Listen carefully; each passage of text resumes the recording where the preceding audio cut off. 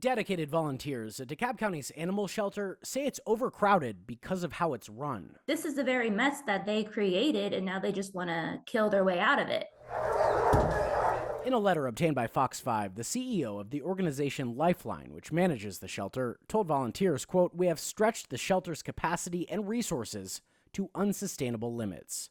State inspectors have found cages too small and enclosures caked with dog poop." The shelter conditions are horrible, inhumane, and there's definitely a need to get the dogs out. However, as a trainer, I would love to see them get out alive. The letter says that the shelter has 615 dogs, and they need to get rid of 165 of them in the next 60 days. Factor in the dogs that are still showing up at the facility.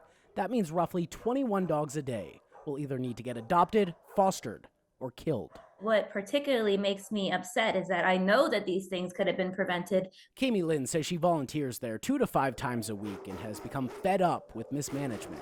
She says Lifeline has sometimes made it impossible for families to foster and adopt. Others say perfectly healthy and happy dogs end up on the kill list for no reason. I believe they need an independent audit.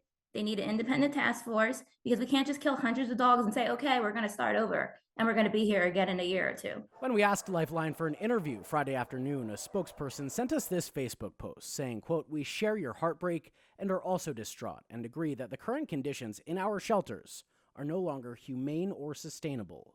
But the advocates for man's best friend say this could have been prevented long ago." Now it's at a boiling point, and I just feel like 21 dogs a day to be euthanized is an insane amount for the public to have to move. And Saturday morning, Georgia's First Lady Marty Kemp is holding a pet adoption day at the governor's mansion. If you want to be there, the deadline to sign up is midnight. We'll have a link to that on our website, fox5atlanta.com. Reporting for Fox 5 News, Rob DiRienzo.